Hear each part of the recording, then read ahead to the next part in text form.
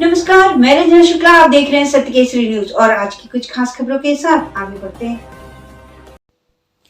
राष्ट्रीय ब्राह्मण सभा परिषद की बैठक में सदस्यता को लेकर हुआ विचार विमर्श। के गुग्गामाड़ी में ब्राह्मण सभा परिषद की बैठक में सदस्यता को लेकर विचार किया गया। यहाँ पर हवन का आयोजन भी किया गया और सभा की सदस्यता के बारे में चर्चा भी की गई, जिसकी अध्यक्षता पवन कुमारी, पंकज शर्मा व संतोष दुबे जी ने की। उन्होंने कहा कि नए सदस्य जो भी जुड़ना चाहते हैं अपनी सदस्यता दस्तावेज जमा करवा दें।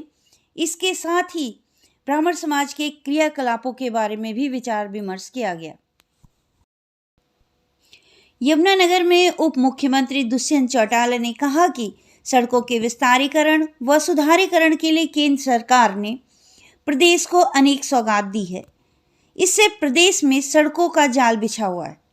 प्रदेश में नई सड़क अक्षरधाम दिल्ली से अंबाला तक ग्रीनफील्ड हाईवे बनाया जाएगा, जिससे हाईवे 44 का लोड कम हो जाएगा।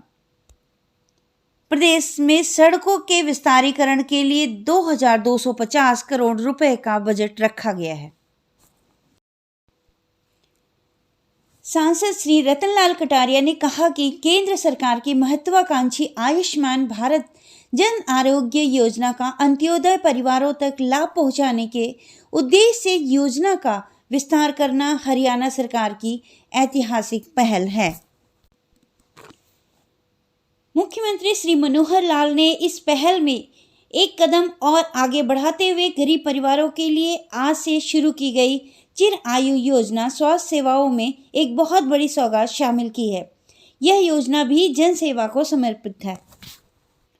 सांसद सोमवार को आजादी अमृत काल में प्रधानमंत्री जन आरोग्य योजना आयुष्मान भारत के तहत हरियाणा में शुरू किए गए अंत्योदय परिवारों तक विस्तार के शुभारंभ अवसर पर करनाल के पंचायत भवन में आयोजित कार्यक्रम के माध्यम से परिवार पहचान पत्र के आधार पर गरीब परिवारों के लाभार्थियों को गोल्डन कार्ड वितरण कर रहे थे। करनाल जिला मुख्यालय सहित उपमंडल असंध के बीडीपीओ कार्यालय में गोल्डन कार्ड वितरण कार्यक्रम का आयोजन हुआ, जिसमें राज्यसभा के सांसद कार्तिकेय शर्मा ने बतौर मुख्य अतिथि उपस्थित होकर लाभ पात्रों को आयुष्मान भारत योजना के तहत गोल्डन कार्ड वितरित किए। अंबाला के सांसद एवं पूर्व केंद्रीय जल शक्ति राज्य मंत्री श्री रतनलाल कटारिया से उनके आवास पर एमबीबीएस कर रहे छात्रों के अभिभावक सरकार द्वारा बनाई गई बॉन्ड पॉलिसी के लिए मिले और उन्हें ज्ञापन दिया। उल्लेखनीय है कि हरियाणा में एमबीबीएस कर रहे छात्र 1 नवंबर 2022 हरियाणा दिवस से पीजीआई एमएस रोहतक में बॉन्ड पॉलिसी के विरुद्ध धरने पर बैठे हुए हैं। इस समय में जानकारी देते हुए एमबीबीएस कर रहे छात्रों के अभिभावक श्री वीरेंद्र आर्यव्रत ने बताया कि सरकार देश के भावी डॉक्टरों के साथ ठीक व्यवहार नहीं कर रही। बच्चे एमबीबीएस में सरकारी कॉलेज में दाखिला लेने के लिए दिन रात मेहनत करते हैं। कई बार पहली बार में ही दाखिला न मिलने की वजह से ड्रॉप भी करना पड़ता है और वो भी फिर से अपनी नींद, सुख, चैन और भूख को छोड़कर सरकारी कॉलेज में दाखिला लेने के लिए दिन रात मेहनत करते रहते हैं और फिर भी कहीं जाकर उन्हें मेरिट में नंबर मिलते हैं जिससे वह सरकारी कॉलेज में एडमिशन ले सकें। इतनी मेहनत करने के बाद जब आज उन बच्चों को सरकारी कॉलेज में दाखिला मिल रहा है तो सरकार उन बच्चों को कर्ज में डुबाना चाहती है।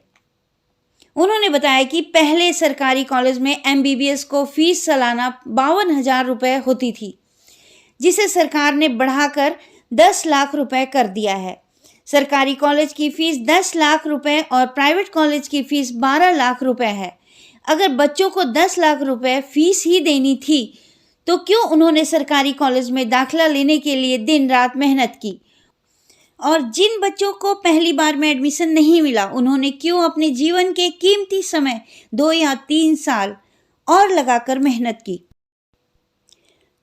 आर्यव्रत ने बताया कि सरकारी द्वारा 40 लाख रुपए की जो बॉन्ड पॉलिसी बनाई गई है उसके अनुसार भावी डॉक्टरों को 7 साल तक हरियाणा में ही कार्य करना होगा।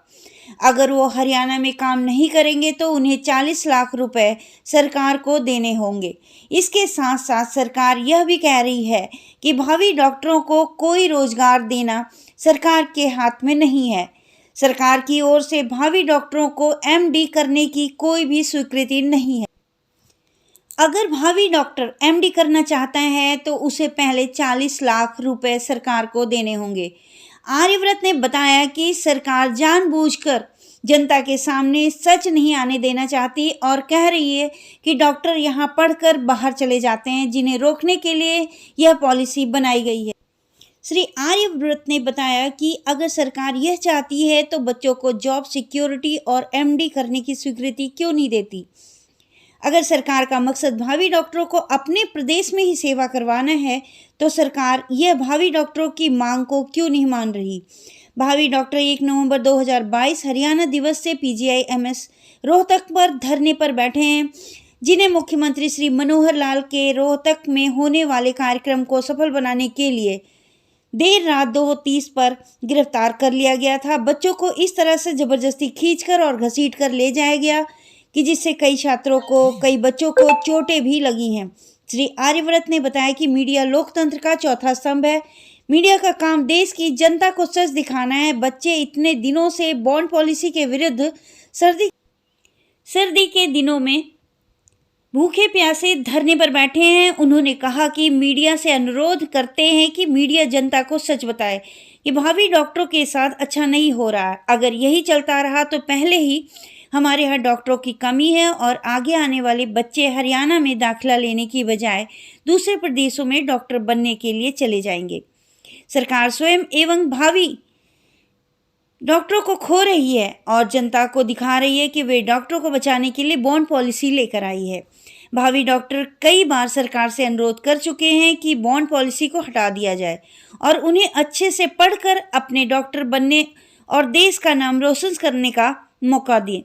श्री आर्यव्रत ने बताया कि सरकार द्वारा भावी डॉक्टरों के सर्टिफिकेट पहले ही ले लिए गए हैं, फिर भी अब की बार दाखिला लेने आए बच्चों से पहले ही 10 लाख रुपए जमा करवाने व फिर दाखिला देने के लिए कहा गया है। इससे गरीब परिवार के बच्चे दाखिला लेने से वंचित रह गए और उनके अभिभावक रोने लगे कि इतनी ज़्यादा रकम वे कहां से लाएंगे। उन्होंने बताया कि सरकार की नई बॉन्ड पॉलिसी के अनुसार मिडिल और लोअर मिडिल क्लास का बच्चा डॉक्टर बनने का सपना नहीं देख सकेगा। इससे हमारे प्रदेश की वह क्रीम जो मेहनती और ज्ञानवान है उसे प्रदेश खो देगा। ये बच्चे या तो कहीं बाहर जाने लगेंगे या फिर डॉक्टर बनने का सपना ही नहीं देखेंगे। श्री रतनलाल कटारिया जी ने भावी डॉक्टरों के अभिभावकों को आश्वासन दिया कि वे इस मुद्दे को लोकसभा में उठाएंगे और हरियाणा मुख्यमंत्री श्री मनोहर लाल जी से भी बातचीत करेंगे। और आज के लिए बस इतना ही। बने रहें सत्य केसरी खबरों के साथ। नमस्कार।